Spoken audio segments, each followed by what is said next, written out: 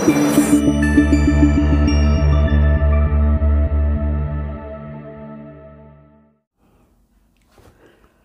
cinta dan bahagia, sahabat Bahtera. Ternyata asik membuat video di TikTok ya. Video yang hanya 1 menit, 2 menit itu asik. Kenapa asik? Karena ternyata video pendek yang mungkin saja saya cara menjelaskan poin-poinnya belum jelas. Karena mungkin ya poin itu harus panjang. Menimbulkan banyak sekali persepsi, menimbulkan banyak sekali pertanyaan. Dan tentu saja itu bukan hanya pertanyaan, tapi mengarah kepada hujatan, mengarah kepada penghakiman. Tapi ya itulah, jadi dengan demikian saya juga bisa melihat bahwa netizen YouTube Anda dan netizen TikTok itu berbeda kualitas. Walaupun tidak semua, ada juga netizen TikTok yang kualitasnya melek literasi, suka baca, mengembangkan pengetahuan, berpikiran terbuka, itu juga ada. Tetapi sebagian besar tidak. Sebagian besar tertutup, hanya meyakini apa yang diyakini, mudah nyinyir, mudah menghujat, macam-macam. Nah, kali ini saya akan bicara lebih panjang tentang poin-poin yang kemarin itu saya buat di TikTok. Yaitu tentang apakah manusia diciptakan oleh Tuhan? Betulkah Tuhan menciptakan manusia? Oke, kalau kita bicara dari sisi dogma agama, tentu ini adalah hal yang tidak bisa diganggu-gugat. Keyakinan itu tidak bisa diganggu-gugat. Jadi bagi Anda yang meyakini dari sisi dogma agama, saya menyarankan tidak mengubahnya. Yakini agama Anda, yakini keyakinan Anda, silahkan yakini bahwa manusia itu diciptakan oleh Tuhan sesuai dengan apa yang dikatakan oleh kitab suci Anda. That's fine. Oke, case close untuk itu. Nah, saya ingin mengajak kepada Anda yang ingin berdialog, ingin berdiskusi, dan ingin mengembangkan wawasan-wawasan tentang mungkin nggak. Kita mulai dari apakah Tuhan menciptakan manusia? Apakah manusia diciptakan oleh Tuhan?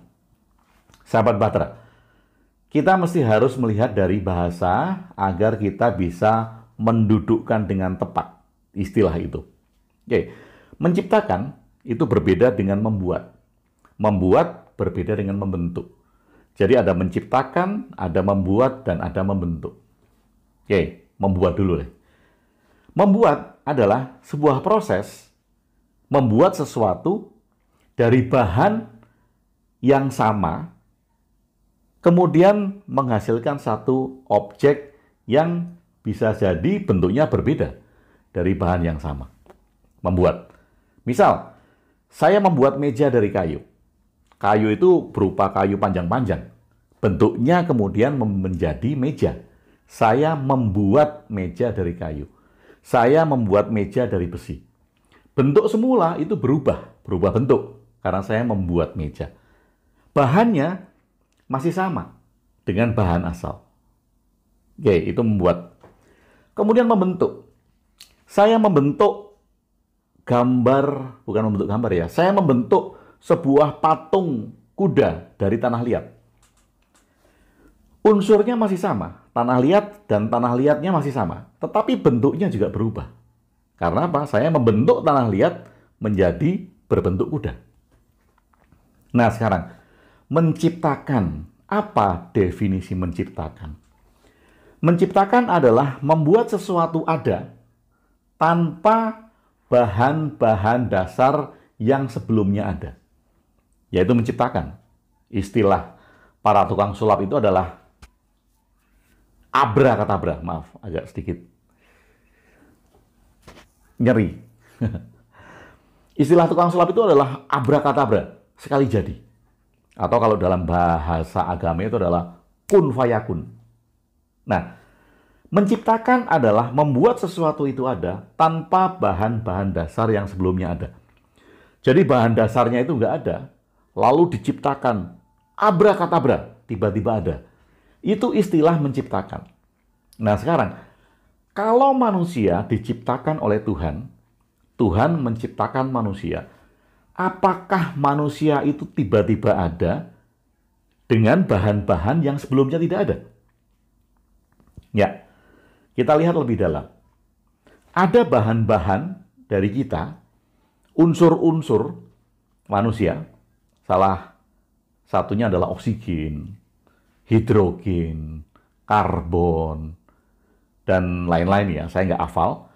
Anda bisa googling sendiri. Kemarin saya baca di Google, banyak unsur-unsur manusia yang ada dalam diri manusia yang sebelum manusia ada itu sudah ada di alam semesta.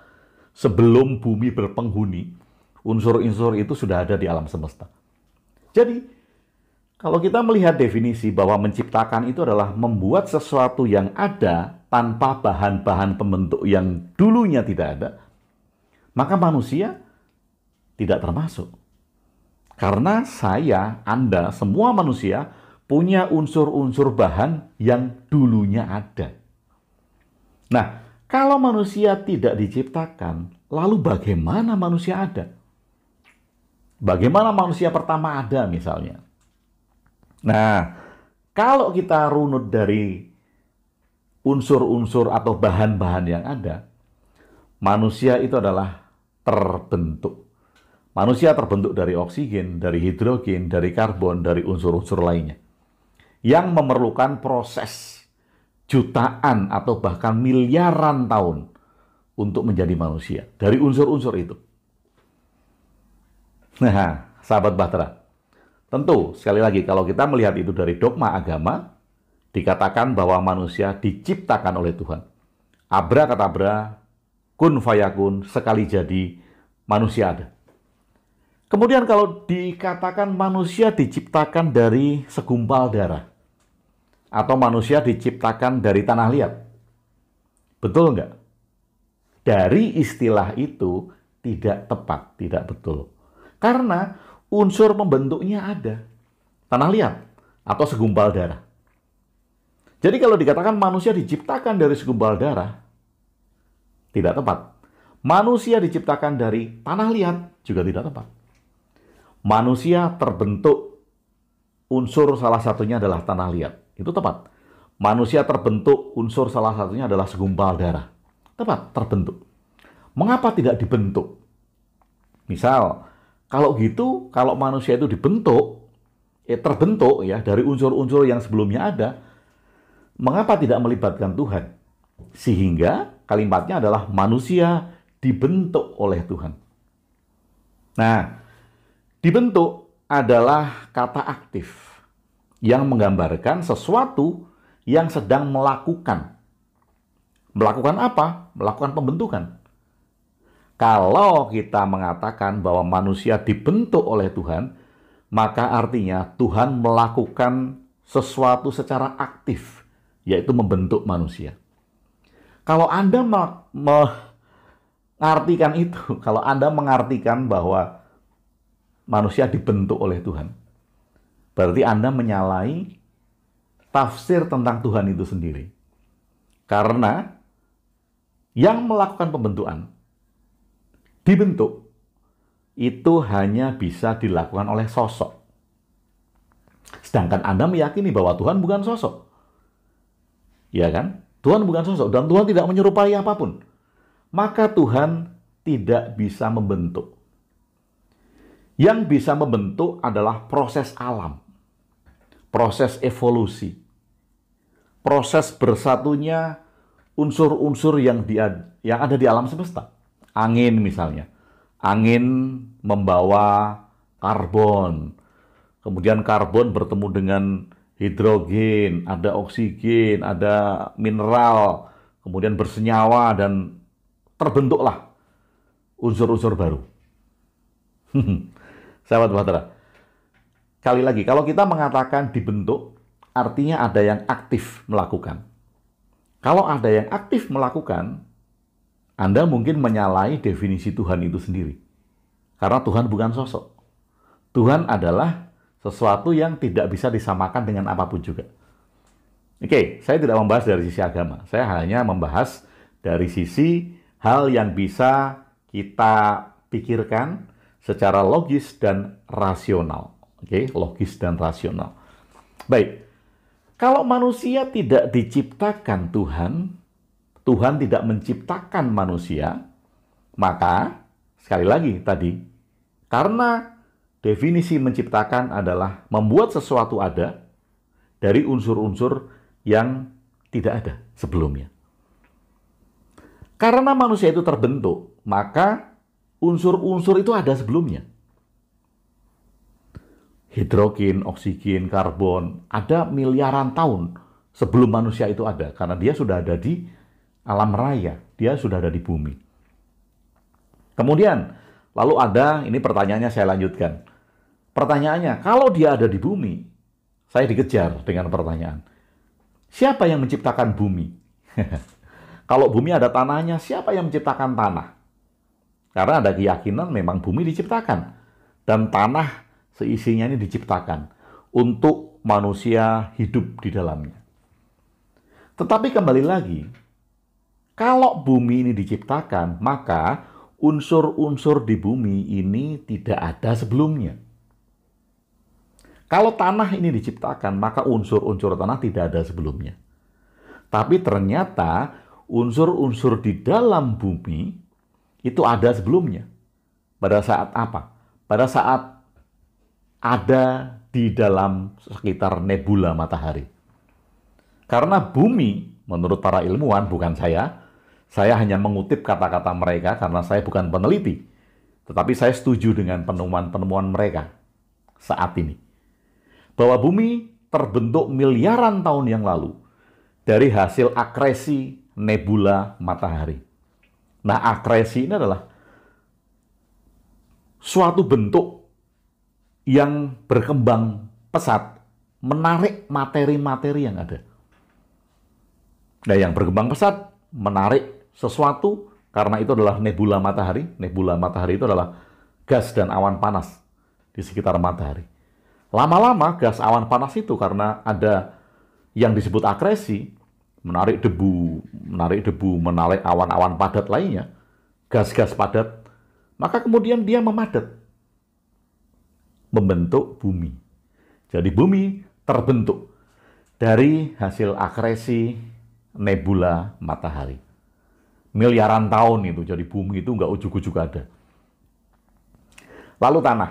Apakah tanah diciptakan? Tanah juga terbentuk. Tanah itu terbentuk dari batuan. Batuan yang lapuk selama jutaan tahun kemudian menjadi tanah. Pelapukan batuan itu ya bisa terjadi karena cuaca, karena kegiatan mikroorganisme. Jutaan tahun loh ya, bukan hanya setahun, 2 tahun, tapi jutaan tahun. Sahabat Bahtera, mari kita meningkatkan literasi kita. Membaca, melihat film-film pengetahuan, atau mengembangkan pola pikir kita untuk melihat hal-hal yang sebelumnya tidak pernah kita lihat. Sehingga kita kaya akan literasi. Dan kita mempunyai sudut pandang yang luas. Bukan hanya pokoknya. Pokoknya manusia diciptakan. Pokoknya bumi diciptakan. Pokoknya tanah diciptakan. Wah, wis repot kalau orang mengatakan pokoknya itu repot. Tapi tentu saya menyadari Anda semua, bahkan bukan hanya yang di TikTok ya, yang di YouTube ini sahabat-sahabat saya tidak harus sepaham dengan saya. Nggak harus. Kalau saya mengatakan bahwa manusia terbentuk dari, bumi terbentuk dari, tanah terbentuk dari, Anda nggak harus setuju dengan itu. Anda bisa mengatakan atau membuat opini yang berbeda. Manusia diciptakan, misal ya, sesuai dengan kitab suci, boleh-boleh saja. Bumi dan seisinya, alam semesta diciptakan oleh Tuhan, sesuai dengan kitab suci, boleh-boleh saja. Sah-sah saja. Nah, di sini sesuatu yang berbeda itu kita belajar untuk melihat sudut pandang kita masing-masing. Saya melihat sudut pandang Anda melihat sudut pandang saya tanpa penghakiman siapa yang benar dan siapa yang salah. Atau bahkan kemudian tanpa nyinyir. Nyinyir itu ya seperti kalau komen-komen, wah umur saya gitu, menunjuk saya itu lagi lucu-lucunya. Pak Tua, kamu ngomong apa sih? Ada juga yang komen gitu. Tetapi ya itulah karena beragam pendapat ketika seseorang tidak bisa memberikan opini secara luas, tidak bisa memberikan opini yang berbentuk antitesis dari sebuah tesis yang ada, maka dia akan nyinyir, maka dia akan melakukan penghakiman. Nah, ini ciri-ciri orang bodoh, ciri-ciri orang goblok, ciri-ciri orang bego. Ketika dia tidak bisa merangkai opini untuk memberikan sebuah ide dari tesis, kemudian dia punya antitesis yang berbeda, maka yang terjadi adalah penghakiman, yang terjadi adalah nyinyir. Nah, ini adalah ciri-ciri orang bodoh. Saya berharap Anda tidak ikut-ikutan bodoh, sehingga kita terus meningkatkan kepekaan pengetahuan kita, menambah luasnya wawasan kita, sehingga kita tidak hanya melihat sesuatu itu dari sudut pandang kita saja. Oke, sahabat Bahtera. Yang terakhir, manusia tidak diciptakan oleh Tuhan. Tuhan tidak menciptakan manusia. Pun begitu dengan bumi dan tanah. Bumi dan tanah tidak diciptakan oleh Tuhan. Manusia terbentuk dari proses yang panjang. Unsur-unsur yang dulunya ada, kemudian dia membentuk manusia. Bumi juga demikian, tanah juga demikian. Lalu pertanyaan saya, kalau Tuhan tidak menciptakan manusia, Tuhan tidak menciptakan bumi, Tuhan tidak menciptakan tanah, apa peran Tuhan? Atau Tuhan itu sudah menganggur? Saya bercanda ya. Apa peran Tuhan? Oh, Tuhan nggak ciptakan manusia. Tuhan tidak ciptakan bumi. Tuhan tidak ciptakan tanah. Lalu, apa peran Tuhan? Atau Anda punya pandangan dan punya pendapat bahwa manusia diciptakan, bumi diciptakan, tanah diciptakan, silakan.